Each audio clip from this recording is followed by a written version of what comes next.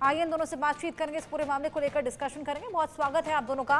अरविंद जी, सबसे पहले मैं आपके पास आऊंगी। अब पीओके में भी बगावत के सुर यहाँ पर छिड़ते हुए नजर आ रहे हैं, तमाम आरोप यहाँ पर पीओके ने लगाए हैं। बिल्कुल, आपने ठीक कहा। थोड़े दिन पहले हमारे जो विदेश मंत्री थे उनसे पूछा जाएगा कि कश्मीर मसले का हल कैसे होगा, हम्म। तो उन्होंने कहा, ये विदेशी मीडिया के सामने उन्होंने बोला कि दरअसल जो पाक ऑक्युपाइड कश्मीर है हम उसको ले लेंगे फिर मसला हल हो जाएगा। तो वहां काफी जोर से हंसी फूटी।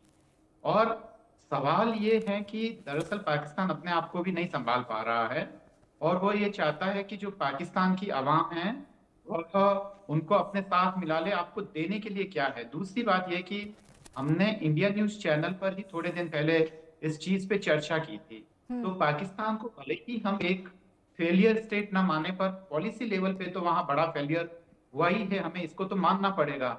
जब पूरी दुनिया विकास कर रही थी, चीन जब अपना विकास कर रहा था चुपके से बिना किसी से पंगा लिए हुए, यहाँ तक कि उसने जो लड़ाई की नीति थी उसको मुलतवी कर दिया था काफी लंबे समय के लिए, और वो चुपचाप अपना विकास कर रहा था, तब पाकिस्तान क्या कर रहा था? न भारत को विकास करने दे रहा था, न खुद विकास कर रहा था। और उसी के जो बुरे परिणाम है वो आज हमारे सामने हैं। पाकिस्तान ने हमसे लगातार लड़ाइयां की, जंगें ऐसे ही नहीं होती है, उनमें तमाम खर्चे होते हैं और पूरी की पूरी जो अर्थव्यवस्था है वो बर्बाद हो जाती है। पाकिस्तान के जो बजट का एक बड़ा हिस्सा जो है वो वहां के सेना पे खर्च होता था, और क्योंकि वहां सेना का काफी प्रभाव था तो पैसा आएगा तभी तो करप्शन होगा।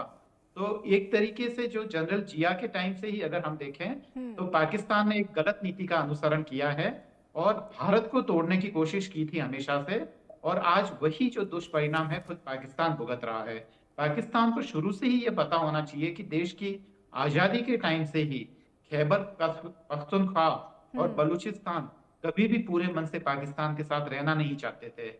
जो वहां पे जो जनमत संग्रह हुआ था उसमें भी आप देखिए कि जो खासकर खैबर पख्तूनख्वा वाला जो प्रांत है वहां पे केवल कुछ ही परसेंटेज से वो लोग पाकिस्तान में मिलना चाहते थे, और यही हाल बलूचिस्तान में था। सिंध का भी हाल कोई बहुत ज्यादा अलग नहीं था। केवल पंजाब जो था, पंजाब प्रांत में मुस्लिम लीग को बहुमत मिला था।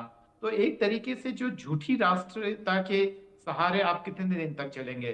तो इन्हीं तमाम चीजों को हमें ध्यान में रखकर जो अभी के जो हालात हो रहे हैं मुझे लगता है कि उन्हें समझने की कोशिश करनी चाहिए। बिल्कुल जी। अरविंद जी, आप दोनों के ही पास मैं वापस लौटूंगी। आइए ग्राफिक्स के जरिए दर्शकों को समझाने की कोशिश करें कि आखिर पीओ की क्या कुछ मांग करता हुआ यहाँ नजर आ रहा है। आरोप हमने आपको बताए, क्या कुछ मांगे हैं वो भी बताते हैं। पीओके के डीपी को पूर्ण पैकेज की यहाँ पर मांग की जा रही है। 12 विधानसभा सीटें देने की भी मांग है। कई मांगों से पीओके में भारी तनाव का भी माहौल बना हुआ है। तमाम आरोप हमने आपको बताया, क्या कुछ मांगे हैं ये भी हमने आपको बताया। 12 विधानसभा सीटों की मांग है और कई मांगों से आपको बताएं पीओके में भारी तनाव का माहौल भी पैदा हो गया है। पूर्ण पैकेज की मांग डीपी को यहां पर की जा रही है। ये तमाम मांगे जो कि पीओके यहां पर करता हुआ नजर आ रहा है। आइए वापस हमारे गेस्ट के पास चलेंगे। मोहम्मद अली शाह जी, आपके पास में आऊंगी। जिस तरीके से बलूचिस्तान अलग होने की मांग अभी तक कर रहा था, अब ऐसे में पीओके में भी हम देख रहे हैं विद्रोह की आग भड़कने लगी है। जी, आपने बिल्कुल सही फरमाया। देखिए, पाकिस्तान में जो पीओके है ये कभी खुश नहीं था पाकिस्तान का हिस्सा होने से। ये लोग डिमांड कर रहे थे कि हमको हिंदुस्तान का हिस्सा बनाया जाए। हिंदुस्तान के ऊपर हिंदुस्तान करता है कि नहीं है वो अलग बात है। अभी हमने सुना कि बलूचिस्तान की बेटियां वो भारी पड़ गई, वो हावी पड़ गई शहबाज शरीफ सरकार की, क्योंकि इन्होंने महिला अंडर में किया। अब जब महिलाएं प्रोटेस्ट सड़कों पे उतर आए, ये प्रोटेस्ट करते हैं, सबसे बेहतरीन तरीका क्या है इनको वापस का पीओके को वापस लेने का? हमें स्ट्रैटेजी क्या, स्ट्रैटेजी क्या हुई है? हमें कुछ नहीं करना है। पाकिस्तान खुद ब खुद बिखरेगा, वो कुछ टुकड़ों में बिखरेगा। वो जब टुकड़ों में भरता है तो अपने आप टूट के जो है, देखिए पाकिस्तान का बलूचिस्तान प्रोविंस अलग, सिंध अलग, पीओके अलग, इनका पंजाब अलग। तो इसमें क्योंकि इसमें यहाँ पे मिलिट्री प्रशासन का राज आ गया है पाकिस्तान के अंदर ना, जो था, और सरकार नहीं है, वो कठपुतली है बेसिकली। यहाँ की जो मिलिट्री के आपको इतिहास देखिए आप, 1942 दो राष्ट्रों ने अपना सर एक तरीके एक ही टाइम पे शुरू किया, हिंदुस्तान और पाकिस्तान।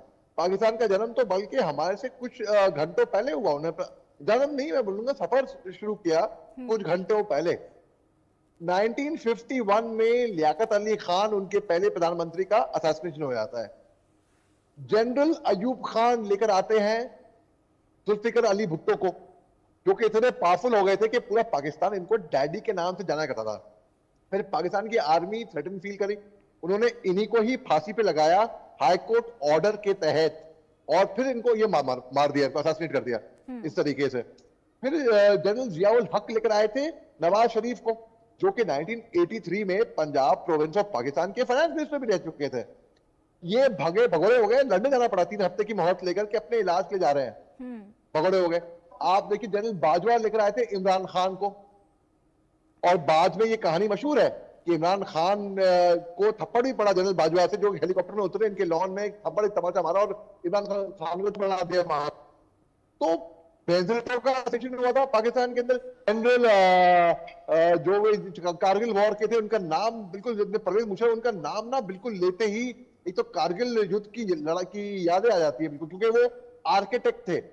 तो इन्होंने बदसलूकी तो करी है। अब जो पीओके है, जो बलूचिस्तान है, जो गिलगिट है, वहां पर गटर का पानी आता है, आप मानेंगे ये बात? आप वहां पर एक इनह्यूमन ट्रीटमेंट दिया जा रहा है लोगों को, तो लोग सहेंगे नहीं ये बात। और पाकिस्तान बहुत दिन दूर नहीं है, इनकी इकोनॉमी देखी लिए FATF financial action task force के, ये FATF तो इनको कर्जा देने के लिए नहीं, इनके ग्रे लिस्ट में था। IMF इंटरनेशनल मॉनेटरी फंड इनको कर्जा देने को तैयार नहीं थी। हालांकि पिछले साल 10 दिन 1 फरवरी से लेकर 2 फरवरी तक 10 मेंबर की टीम आई थी IMF की मुआवजा करने के लिए, इनकी मदद करने के लिए, लेकिन इन्होंने IMF से कर्जा लिया है और डिफॉल्ट किया है। तो पाकिस्तान खुद आज की तारीख में ट्रबल वाटर्स में है। हम कर्जा भी लेते हैं तो अपनी जिम्मेदारी से वापस लेते, चुकाते भी हैं, वापस करते भी हैं।